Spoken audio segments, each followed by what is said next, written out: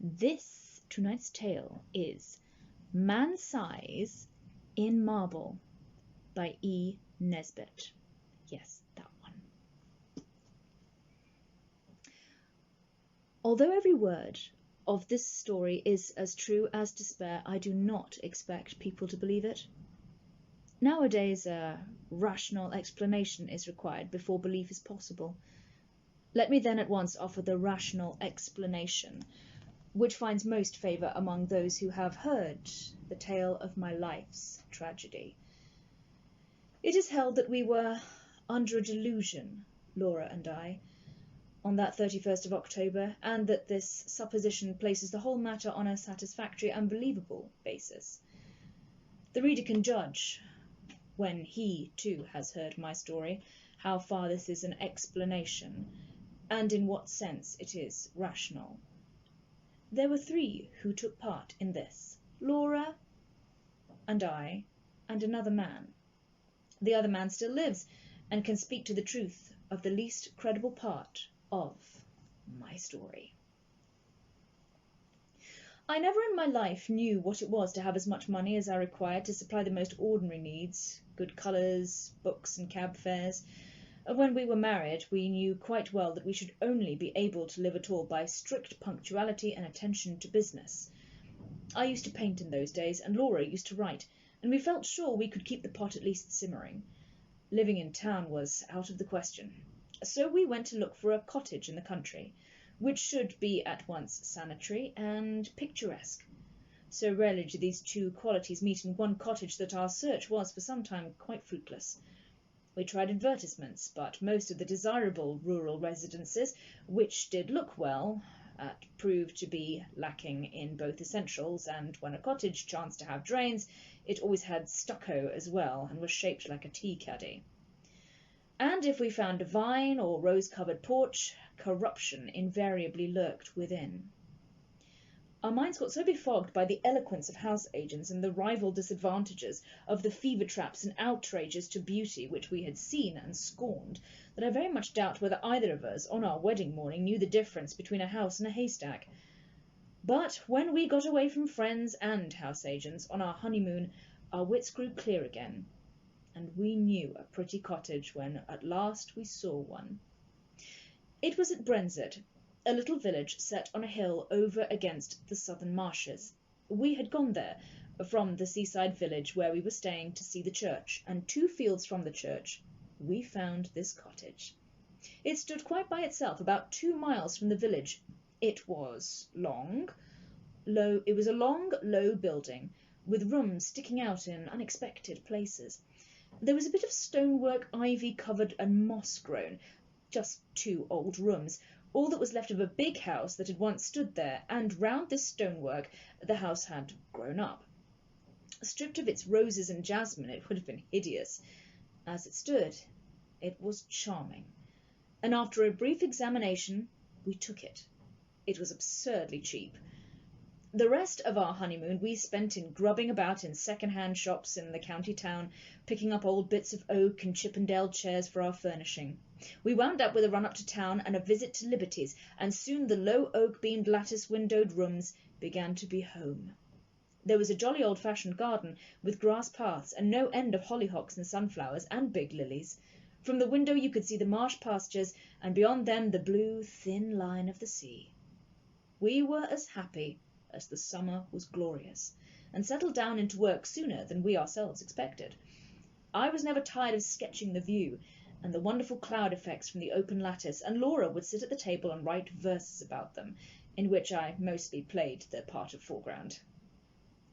We got a tall old peasant woman to do for us. Her face and figure were good, though her cooking was of the homeliest, but she understood all about gardening, and told us all the old names of the coppices and the cornfields, and the stories of the smugglers and the highwaymen, and better still of the things that walked, and of the sights which met one in lonely glens of a starlit night. She was a great comfort to us, because Laura hated housekeeping as much as I loved folklore, and we soon came to leave all the domestic business to Mrs. Dorman, and to use her legends in little magazine stories which brought in the jingling guinea. We had 3 months of married happiness, and did not have a single quarrel. One October evening I had been down to smoke a pipe with the doctor, our only neighbour, a pleasant young Irishman. Laura had stayed at home to finish a comic sketch of a village episode for the monthly Marplot. I left her laughing over her own jokes and came in to find her a crumpled heap of pale muslin weeping on the window-seat. "Good heavens, my darling, what's the matter?" I cried, taking her in my arms. She leaned her little dark head against my shoulder and went on crying. I had never seen her cry before. We'd always been so happy, you see, and I felt sure some frightful misfortune had happened. "What's the matter? Do speak." "It's Mrs. Dorman," she sobbed. "What has she done?" I inquired, immensely relieved. "She says she must go before the end of the month, and she says her niece is ill. She's gone down to see her now, but I don't believe that's the reason, because her niece is always ill. I believe someone has been setting her against us. Her manner was so queer." "Never mind, Pussy," I said. "Whatever you do, don't cry, or I shall have to cry too, to keep you in countenance, and then you'll never respect your man again." She dried her eyes obediently on my handkerchief, and even smiled faintly. "But you see," she went on, "it's really serious, because these village people are so sheepy, and if one won't do a thing, you may be quite sure none of the others will. And I shall have to cook the dinners and wash up the hateful greasy plates, and you'll have to carry cans of water about and clean the boots and knives, and we shall never have any time for work or earn any money or anything. We shall have to work all day and only be able to rest when we are waiting for the kettle to boil." I represented to her that even if we had to perform these duties, the day would still present some margin for other toils and recreations, but she refused to see the matter in any but the greyest light. She was very unreasonable, my Laura, but I could not have loved her any more if she had been as reasonable as Whatley. "I'll speak to Mrs. Dorman when she comes back, and see if I can't come to terms with her," I said. "Perhaps she wants a rise in her screw. It will be all right. Let's walk up to the church." The church was a large and lonely one, and we loved to go there, especially upon bright nights. The path skirted a wood, cut through it once, and ran along the crest of the hill through 2 meadows, and round the churchyard wall, over which the old yews loomed in black masses of shadow. This path, which was partly paved, was called the Bier Balk, for it had long been the way by which the corpses had been carried to burial. The churchyard was richly treed, and was shaded by great elms, which stood just outside, and stretched their majestic arms in benediction over the happy dead. A large, low porch led one into the building by a Norman doorway and a heavy oak-studded door with iron. Inside, the arches rose into darkness, and between them the reticulated windows, which stood out white in the moonlight. In the chancel, the windows were of rich glass, which showed in faint light their noble colouring, and made the black oak of the choir pews hardly more solid than the shadows. But on each side of the altar lay a grey marble figure of a knight in full plate armour, lying upon a low slab, with hands held up in everlasting prayer. And these figures, oddly enough, were always to be seen if there was any glimmer of light in the church. Their names were lost, but the peasants told of them that they had been fierce and wicked men, marauders by land and sea, who had been the scourge of their time, and had been guilty of deeds so foul that the house they had lived in, the big house, by the way, that had stood on the site of our cottage, had been stricken by lightning and the vengeance of heaven. But for all that, the gold of their heirs had bought them a place in the church. Looking at the bad, hard faces reproduced in the marble, this story was easily believed. The church looked at its best and weirdest on that night, for the shadows of the yew trees fell through the windows upon the floor of the nave and touched the pillars with tattered shade. We sat down together without speaking, and watched the solemn beauty of the old church, with some of that awe which inspired its early builders. We walked to the chancel and looked at the sleeping warriors. Then we rested some time on the stone seat in the porch, looking out over the stretch of quiet moonlit meadows, feeling in every fibre of our being the peace of the night and of our happy love, and came away at last with a sense that even scrubbing and blackleading were but small troubles at their worst.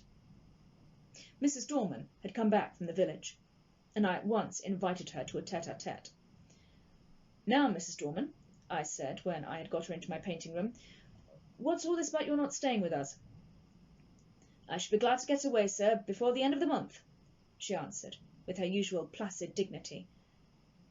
Have you any fault to find, Mrs. Dorman? None at all, sir. You and your lady have always been most kind, I'm sure. Well, what is it? Are your wages not high enough? No, sir, I gets quite enough. Then why not stay? I'd rather not. With some hesitation, my niece is ill. But your niece has been ill ever since we came. No answer. There was a long and awkward silence. I broke it. Can you stay for another month? I asked. No, sir, I am bound to go by Thursday. And this was Monday. Well, I must say, I think you might have let us know before. There's no time to get anyone else, and your mistress is not fit to do heavy housework. Can't you stay till next week? I might be able to come back next week. I was now convinced that all she wanted was a brief holiday, which we should have been willing enough to let her have as soon as we could get a substitute. Why must you go this week? I persisted. Come, out with it. Mrs. Dorman drew the little shawl which she always wore tightly across her bosom, as though she were cold. Then she said with a sort of effort, They say, sir, that this was a big house in Catholic times, and there was a many deeds done here. The nature of the deeds might be vaguely inferred from the inflection in Mrs. Dorman's voice, which was enough to make one's blood run cold. I was glad that Laura was not in the room. She was always nervous, as highly strung natures are, and I felt that these tales about our house, told by this old peasant woman, with her impressive manner and contagious credulity, might have made our home less dear to my wife. Tell me all about it, Mrs. Dorman, I said. You needn't mind about telling me. I'm not like the young people who make fun of such things. Which was partly true. Well, sir, she sank her voice, you may have seen in the church, beside the altar, 2 shapes. You mean the effigies of the knights in armour? I said cheerfully. I mean them 2 bodies, drawn out, man-size, in marble, she returned. And I had to admit that her description was 1,000 times more graphic than mine, to say nothing of a certain weird force and uncanniness about the phrase, drawed out, man-size, in marble. They do say, as on All Saints' Eve, them 2 bodies sits upon their slabs and gets off them, and then walks down the aisle in their marble. Another good phrase, Mrs. Dorman. And as the church clock strikes 11, they walks out of the church door, and over the graves, and along the bier balk, and if it's a wet night, there's the marks of their feet in the morning. And where do they go? I asked, rather fascinated. They comes back here, to their home, sir, and if anyone meets them. Well, what then? I asked. But no, not another word could I get from her, save that her niece was ill, and she must go. After what I had heard, I scorned to discuss the niece, and tried to get from Mrs. Dorman more details of the legend. I could get nothing but warnings. Whatever you do, lock the door early on All Saints' Eve, and make the cross sign over the doorstep and on the windows. But has anyone ever seen these things? I persisted. That's not for me to say. I know what I know, sir. Well, who was here last year? No one, sir. The lady has owned the house, only stayed here in summer, and she always went to London for a full month before the night. And I'm sorry to inconvenience you and your lady, but my niece is ill, and I must go on Thursday. I could have shaken her for that absurd reiteration of that obvious fiction after she had told me her real reasons. She was determined to go, nor could our united entreaties move her in the least. I did not tell Laura of the shapes that walked in their marble, partly because a legend concerning our house might perhaps trouble my wife, and partly, I think, for some more occult reason. This was not quite the same to me as any other story, and I did not want to talk about it till the day was over. I had very soon ceased to think of the legend, however. I was painting a portrait of Laura against the lattice window, and I could not think of much else. I'd got a splendid background of yellow and grey sunset, and was working away with enthusiasm on her lace. On Thursday, Mrs. Dorman went.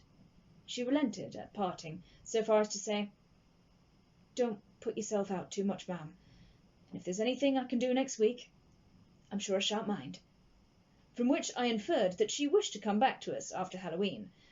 Up to the last she adhered to the fiction of the niece with touching fidelity. Thursday passed off pretty well. Laura showed marked ability in the matter of steak and potatoes, and I confess that my knives and the plates, which I insisted upon washing, were better done than I dared to expect. Friday came. It is about what happened on Friday that this is written. I wonder if I should have believed it if anyone had told it to me. I will write the story of it as quickly and plainly as I can. Everything that happened on that day is burnt into my brain. I shall not forget anything, nor leave anything out. I got up early, I remember, and lighted the kitchen fire, and had just achieved a smoky success when my little wife came running down, as sunny and sweet as the clear October morning itself. We prepared breakfast together, and found it all very good fun. The housework was soon done, and when brushes and brooms and pails were quiet again, the house was still indeed. It is wonderful what a difference one makes in a house. We really missed Mrs. Dorman, quite apart from considerations concerning pots and pans. We spent the day in dusting our books and putting them straight, and dined gaily on cold steak and coffee. Laura was, if possible, brighter and gayer and sweeter than usual, and I began to think that a little domestic toil was really good for her. We had never been so merry since we were married, and the walk we had that afternoon was, I think, the happiest time of all of my life. When we had watched the deep scarlet clouds slowly pale into leaden grey against a pale green sky, and saw the white mists curl up along the hedgerows in the distant marsh, we came back to the house, silently, hand in hand. "You're sad, my darling," I said, half jestingly, as we sat down together in our little parlour. I expected a disclaimer, for my own silence had been the silence of complete happiness. To my surprise, she said, "Yes, I think I am sad. Or rather, I am uneasy. I don't think I'm very well. I have shivered 3 or 4 times since we came in, and it's not cold, is it?" "No," I said, and I hoped it was not a chill caught from the treacherous mists that rolled up from the marches in the dying light. No, she said, she did not think so. Then, after a silence, she spoke suddenly. "Do you ever have presentiments of evil?" "No," I said, smiling, "and I shouldn't believe in them if I had." "I do," she went on. "The night my father died, I knew it, though he was right away in the north of Scotland." I did not answer in words. She sat looking at the fire for some time in silence, gently stroking my hand. At last she sprang up, came behind me, and drawing my head back, kissed me. "There, it's over now. What a baby I am," she said. "Come, light the candles, and we'll have some of these new Rubinstein duets." And we spent a happy hour or 2 at the piano. About 10:30 I began to long for the good-night pipe, and Laura looked so white that I felt it would be brutal of me to fill our sitting-room with the fumes of strong Cavendish. "I'll take my pipe outside," I said. "Let me come too." "No, sweetheart, not tonight. You're too tired. I shan't be long. Get to bed, and I shall have an invalid to nurse tomorrow, as well as the boots to clean." I kissed her and was turning to go, when she flung her arms about my neck and held me as if she would never let me go again. I stroked her hair. "Come, pussy, you're overtired. Housework has been too much for you." She loosened her clasp a little and drew a deep breath.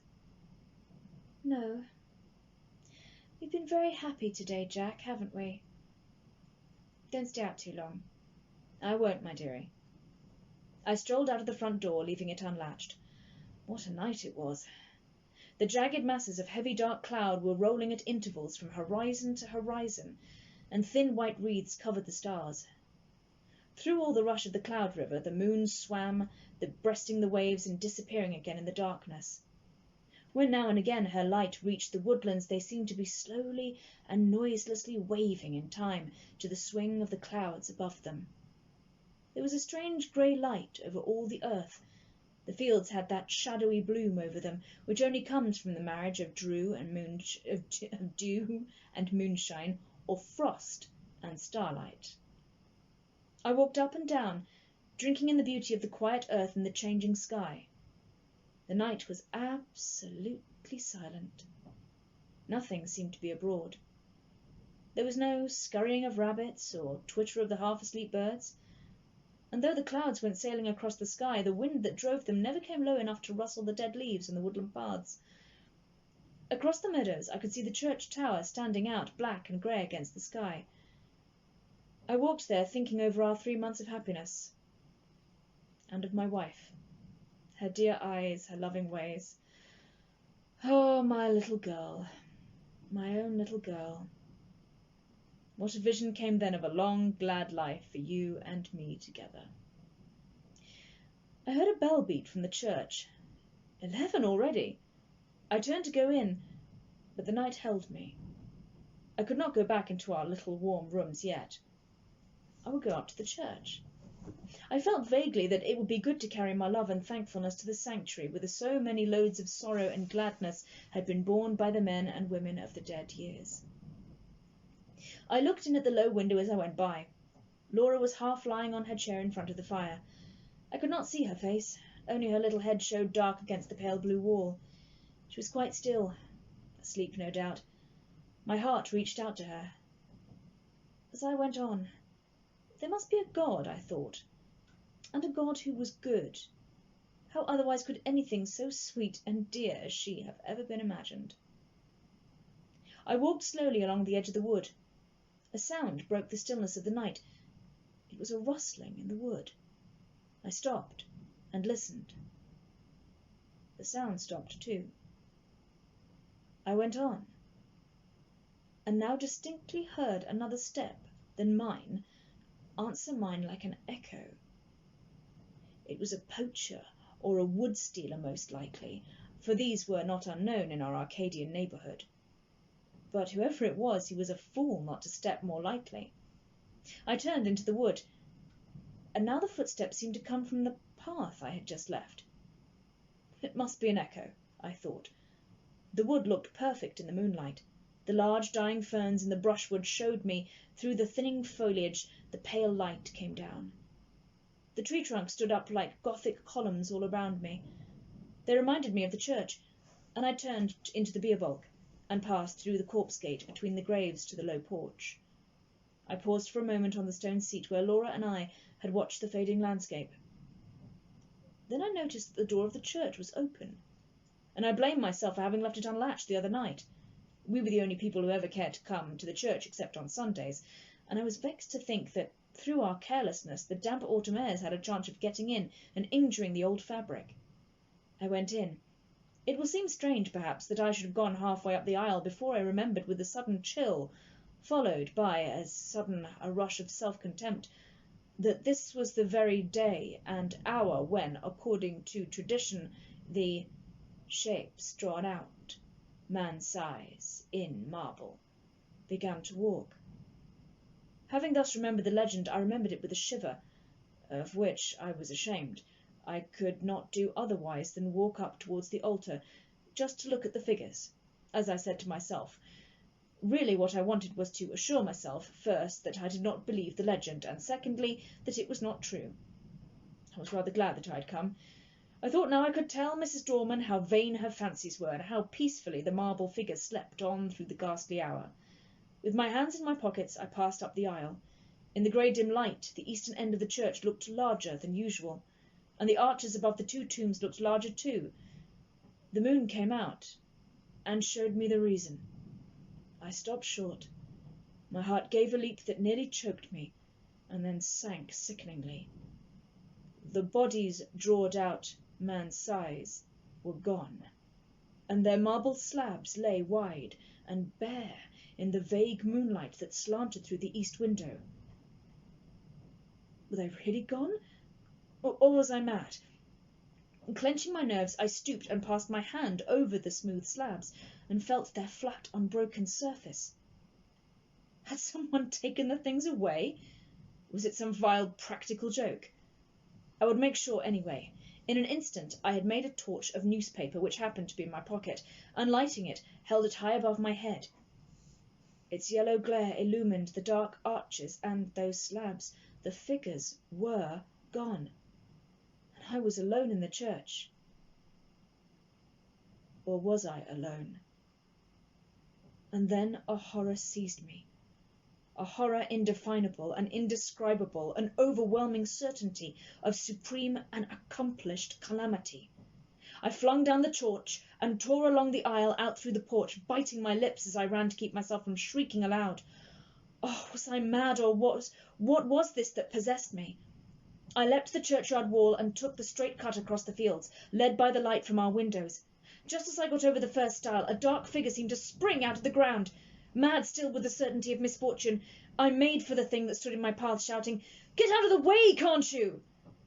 But my push met with a more vigorous resistance than I had expected. My arms were caught just above the elbow and held in a vice, as the raw-boned Irish doctor actually shook me. "Would ye?" he cried in his own unmistakable accent. "Would ye, then?" "Let me go, you fool!" I gasped. "The marble figures have gone from the church. I tell you they've gone." He broke into a ringing laugh. "I'll have to give you a draft tomorrow, you see. You've been smoking too much and telling you old wives' tales." "I tell you I've seen the bare slabs." "Well, come back with me. I'm going up to old Palmer's. His daughter's ill. We're looking at the church, and let me see the bare slabs." "You go if you like," I said, a little less frantic for his laughter. "I'm going home to my wife." "Rubbish, man," said he. "Do you think I'll permit that? Are you going to go saying all your life that you'd seen solid marble endowed with vitality, and me to go all my life saying you were a coward? No, sir, you shan't do it." The night air, a human voice, and I also think the physical contact with his 6 feet of solid common sense brought me back a little to my ordinary self, and the word coward was a mental shower bath. "Come on, then," I said sullenly. "Perhaps you're right." He still held my arm tightly. We got over the stile and back to the church. All was still as death. The place smelt very damp and earthy. We walked up the aisle. I'm not ashamed to confess I could shut my eyes. I knew the figures would not be there. I heard Kelly strike a match. "Here they are, you see, right enough. You've been dreaming or drinking, asking your pardon for the imputation." I opened my eyes. By Kelly's expiring vesta I saw 2 shapes lying in their marble, on their slabs. I drew a deep breath and caught his hand. "I'm awfully indebted to you," I said. "It must have been some trick of the light. Or I have been working rather hard. Perhaps that's it. Do you know, I was quite convinced they were gone." "I'm aware of that," he answered rather grimly. "You'll have to be careful of that brain of yours, my friend, I assure ye."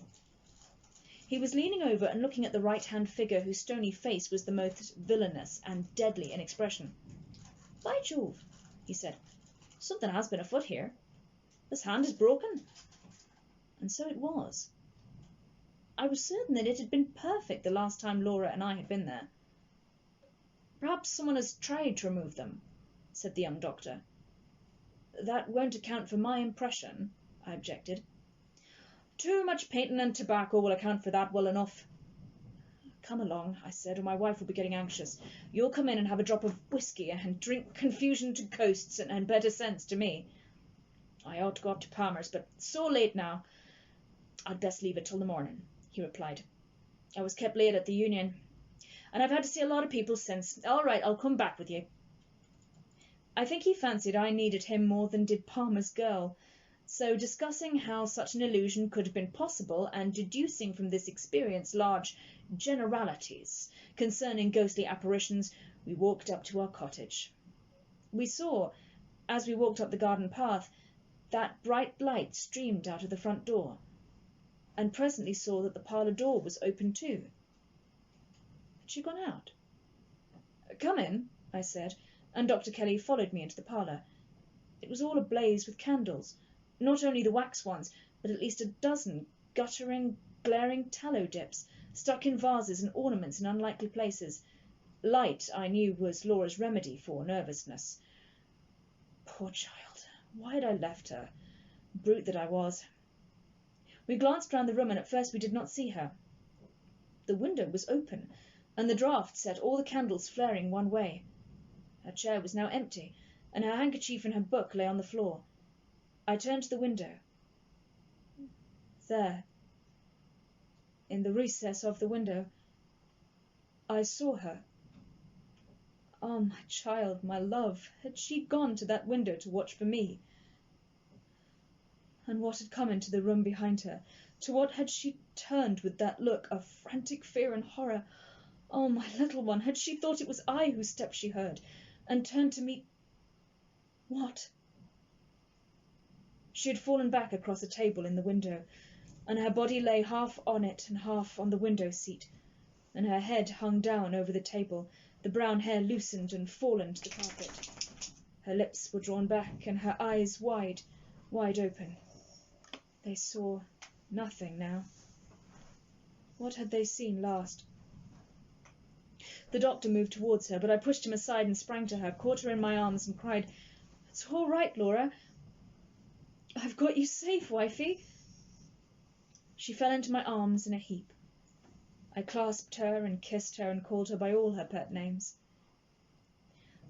But I think I knew all the time that she was dead. Her hands were tightly clenched.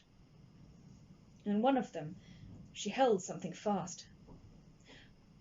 When I was quite sure that she was dead, and that nothing mattered at all any more, I let him open her hand to see what she held.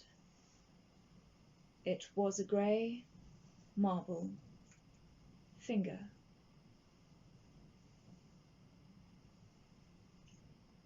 The end. You and Mark could not have chosen worse times for you to come in, for him to have a good frackin' shake. What an annoyance. I'm sorry, everyone. I was just getting to the, I made no bit. noise. I can hear you faffing around, and if I can hear it, they can probably hear it.